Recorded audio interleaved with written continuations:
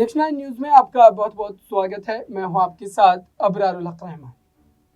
दर्शकों, बिहार की जो राजनीतिक घटना इस समय चर्चा का विषय है, उसके पीछे एक बड़ा कारण है।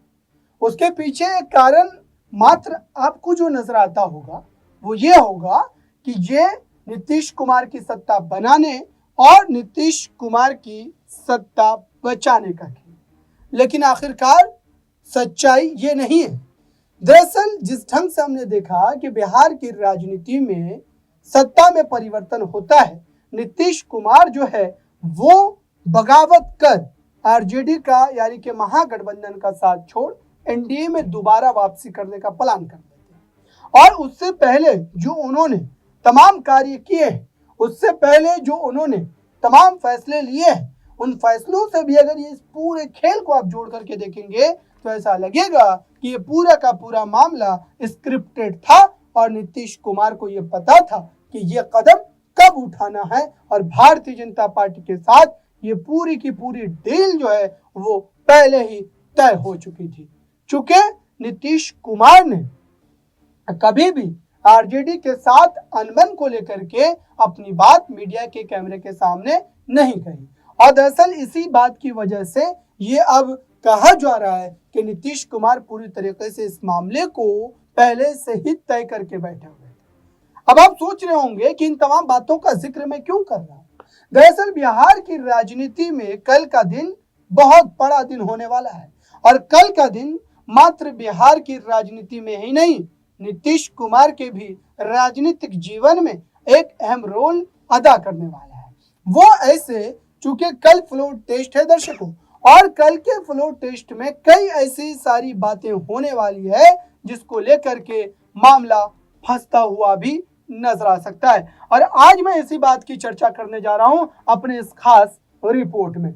सबसे पहले तो हम आपको ये बता दें कि तेजस्वी यादव, लालू प्रसाद यादव जो आए दिन इस बात को लेकर के दावेदारी कर रहे हैं और ये कह रहे हैं कि बिहार की सत्ता में नीतीश कुमार की ये बगावत आखिरी बगावत होगी, क्योंकि उनके पास अब इसके बाद कभी भी दूसरा मौका बगावत करने के लिए मौजूद ही नहीं होगा।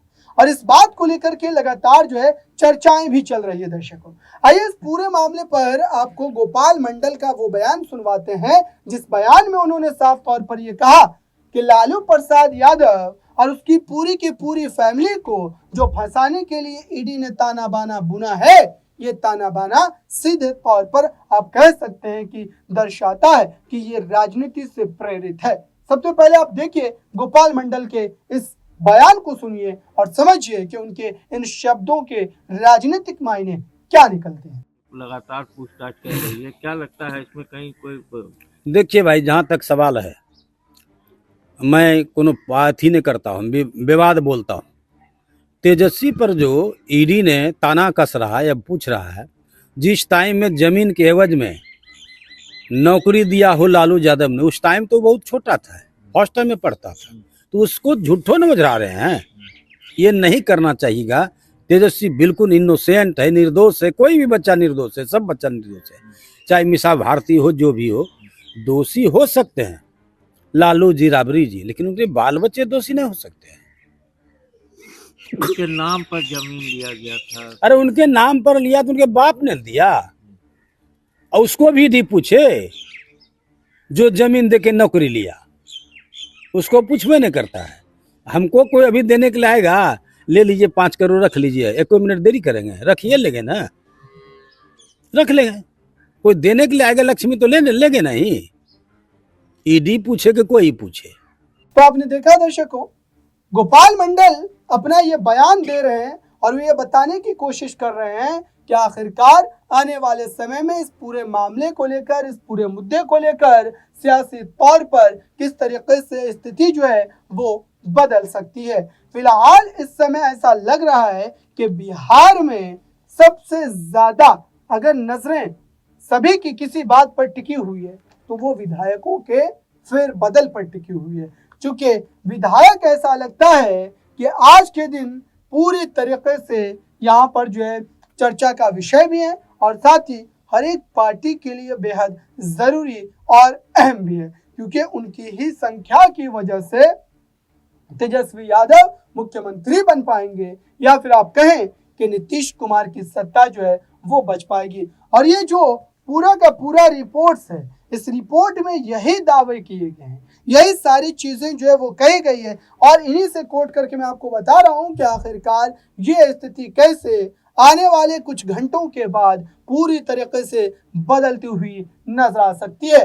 अब देखिए, एक मामला इसमें यह फंसता है दर्शकों कि आखिरकार जो ललन सिंह को लेकर के बयानबाजी चल रही थी, ललन सिंह को लेकर के तमाम तरीके के दावे चल रहे थे, उन दावों की हकीकत क्या है, उन दावों में क्या वाकई कोई बड़ी सच्चाई है, या फिर इसको लेकर के मामला मात्र जो है आप कह सकते हैं कि यहाँ पर कहीं ना कहीं दिखावे के लिए या फिर एक राजनीतिक माहौल बनाने के लिए किया जा रहा था।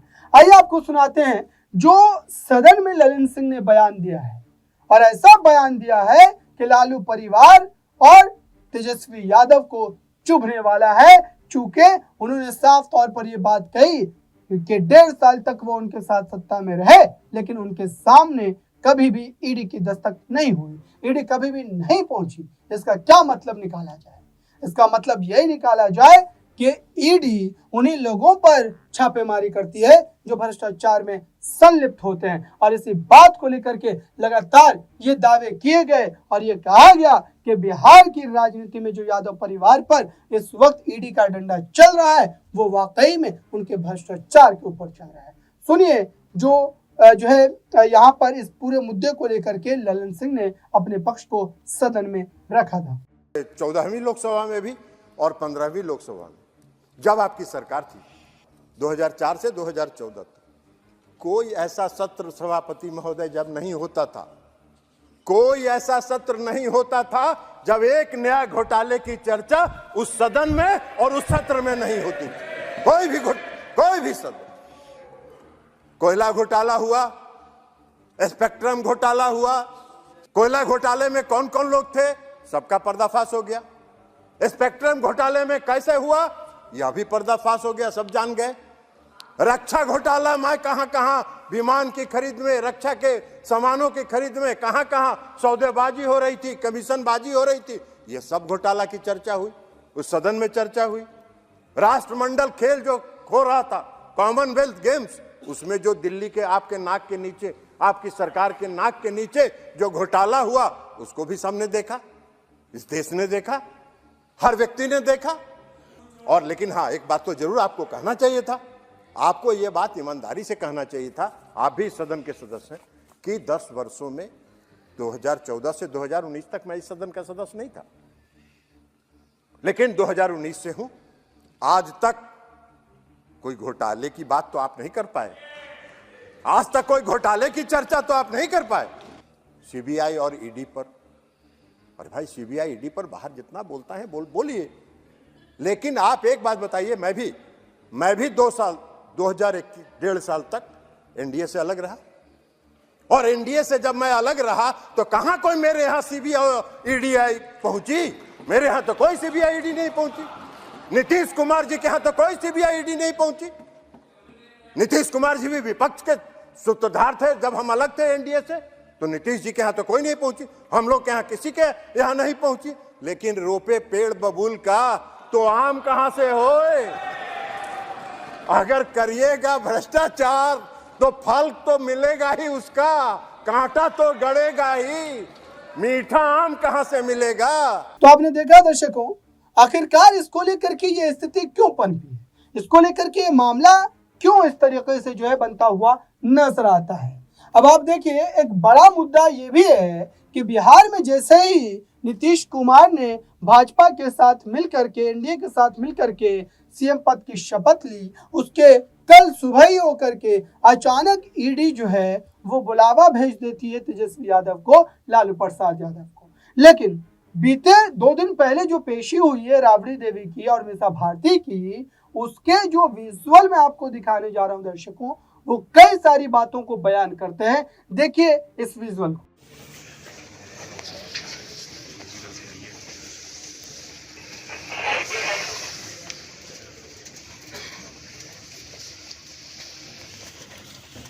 तो आपने देखा दर्शकों, आखिरकार ये पूरी की पूरी स्थिति जो पैदा हो रही है, इसके राजनीतिक मायने क्या निकाले जाए, और अब क्या बिहार में वाकई जो फ्लोर टेस्ट का मामला है वो कहीं ना कहीं राजनेताओं की धड़कनों को और ज्यादा बढ़ा रहा है। इस पूरे मामले पर हमारी नजरें बनी हुई है दर्शकों। जो भी बड़ी अपडेट होगी सबसे पहले नेक्स्ट 9 न्यूज पर आपको देखने को मिलेंगी। मुझे दीजिए इजाजत, धन्यवाद।